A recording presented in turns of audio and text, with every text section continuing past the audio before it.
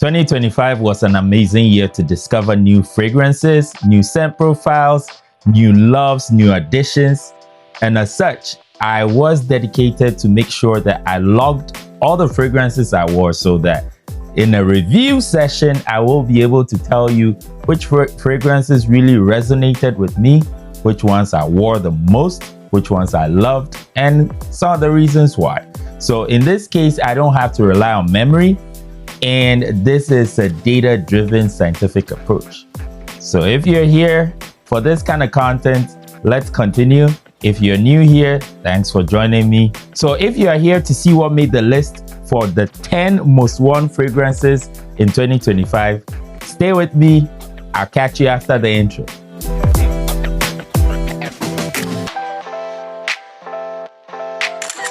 Welcome to Mr. Nestangelo's Passion. If this is your first time, thank you for joining me. And what I do here is I talk about fragrances I'm most passionate about, and my love of fragrances, the artistry, discovering new scents. And occasionally I do deep dives into fragrances that are not much talked about. For me, my first love is the scent, the olfactory enthusiasm. So if you're returning, thanks for checking back in. You know what we do here, and I have a fantastic one for you. Without further ado, let's dive in. First, note that I used Parfumo, this is not a sponsored video, to log how I wear my fragrances. I track them on a daily basis. Anytime I wear a fragrance, I log in using the app. In Parfumo's database, they have about 99% of the fragrances that I wear on a daily basis in there, so it makes my life easy, and I can pull this data information. I have not looked till I was putting together this video, and some of the choices were quite surprising, but thinking back to that time frame, I think I understand why. Most of these fragrances actually lean on the very easy to wear, fresh side. I wore a lot to the gym, so it formed part of my daily rotation. So let's check these out and let's see what you also have in your top 10 of 2025. At number 10, we have the beautiful, the joyful, the radiant Boadicea the Victorious Hanuman, the monkey. So this bottle is still relatively new in my collection. However, the scent itself is not new. I had a decant of this that I wore a lot through my travels, where I needed versatility, I needed warmth, I needed radiance, joy, upliftment. This fragrance is luxury and versatility in one. It was created in 2016. It is not a new fragrance from the Zodiac collection of Boadicea, created by Christian Provenzano, and it is just orange blossom, some bergamot, some neroli, you have osmanthus, beautiful black currant in this fragrance. This is every person's dream. If you can find a fragrance that encapsulates everything you are and is still versatile, from the boardroom to the showroom to literally anything, parties, Hanuman. Check it out. Number 10. At number 9, another fragrance from Roja, which I found really truly exciting. The bottle gradient, this is Apex Eau Intense from Roja, and I get green touches with this one, almost leaning tropical, but not quite there. It is fresh, it is invigorating, it's uplifting, and it's versatile.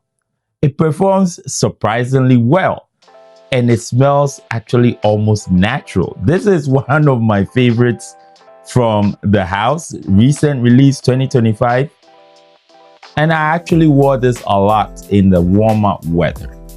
I also wore this to the gym. I wore this to the office quite often during the warmer times, and I think it's versatile enough to actually wear year-round.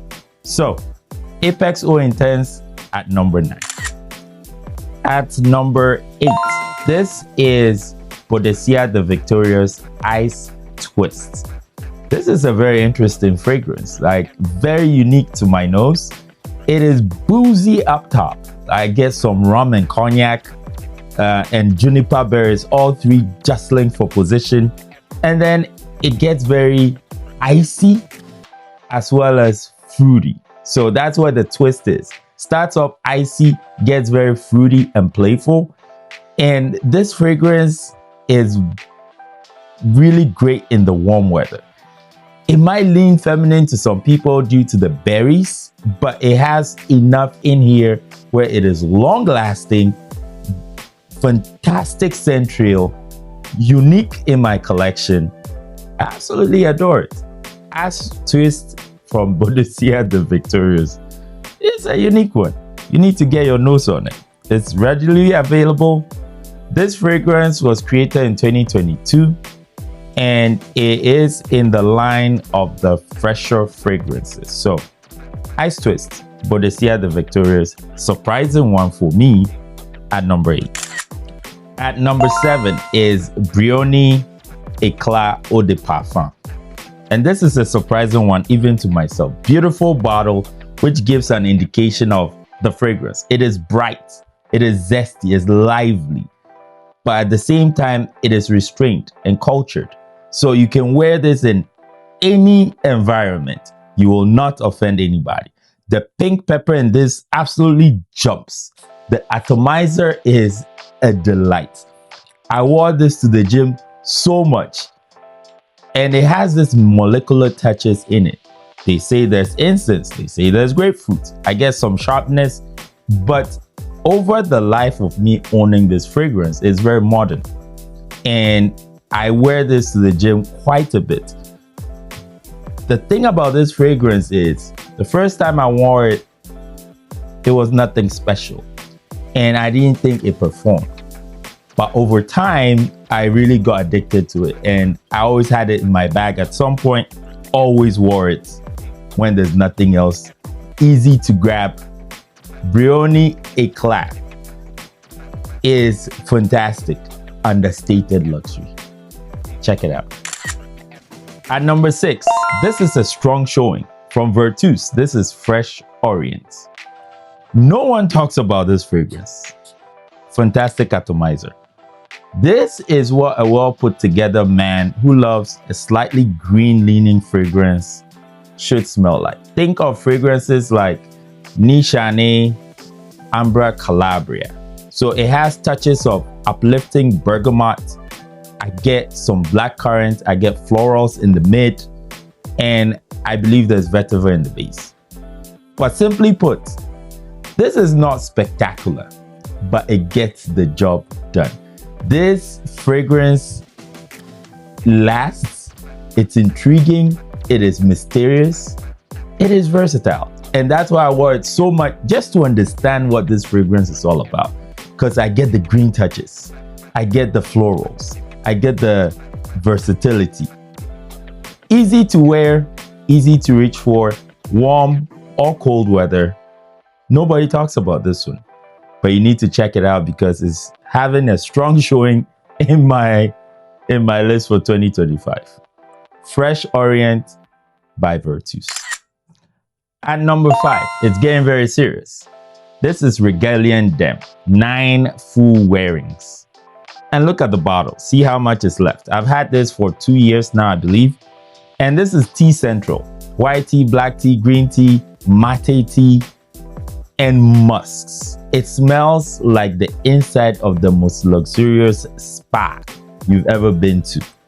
This is an outstanding fragrance. It doesn't get enough talk, but I absolutely adore it in this collection. And I wore it a lot last year. Regalien Dem is very musky, long-lasting, great central. It's an extrait de parfum concentration. And I love tea. It gives me that zen feeling, makes me relaxed, makes me focused. So Regalien Dem is definitely one for you to check out. In 4th place is one of my new favorites. Obviously, Acqua di Parma, Buongiorno. So Acqua di Parma has had a rap for a while now of not having long-lasting fragrances. This is an eau de parfum. And let me tell you, anytime I'm looking for a pick-me-up, something bright, uplifting, zingy, zesty, this is the fragrance I call on. This is a 6 fluid ounce bottle, 180 mils, more than enough to go about. I first sampled this fragrance in London earlier last year, 2025, as well as in Hamburg. And every time it left such an impression on me. It lasted, it performed, it did the job. So I had to get it in my collection as soon as I got an opportunity. Acqua di Parma Buongiorno has similarities to Torino 21, but it is more natural smelling than Torino 21. The mint here is very uplifting, not too scratchy, everything balanced together, long lasting, great for warm weather, great for a pick-me-up. Check it out, Acqua di Parma Buongiorno. It's a must-have. I don't know what else to say. Must-have. At number 3, Bottle d'Afrique Absolu from Byredo. I got this as a partial and it is almost gone. This is a beautiful take on the Bottle d'Afrique EDP DNA. This fragrance has served its part because I love orange blossom in fragrances. This has the orange blossom and black currant, but it's also sweet. It has a great woody vetiver backbone. It has some pralines in here. It is delicious. Great projection, great central, long lasting. It is everything that it has been advertised to be. And I adore this DNA.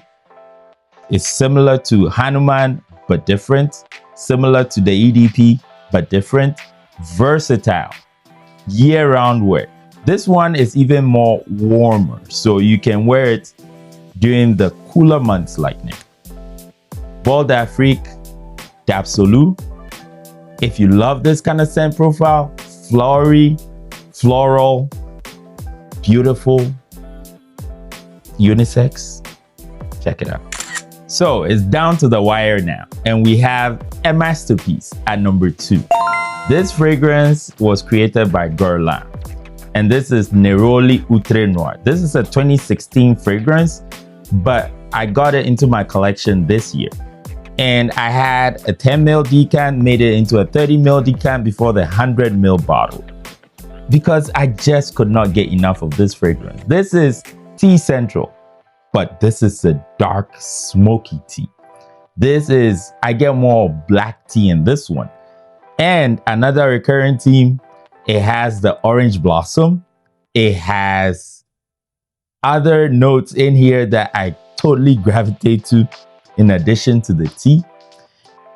This fragrance is sophisticated, James Bond in a tuxedo.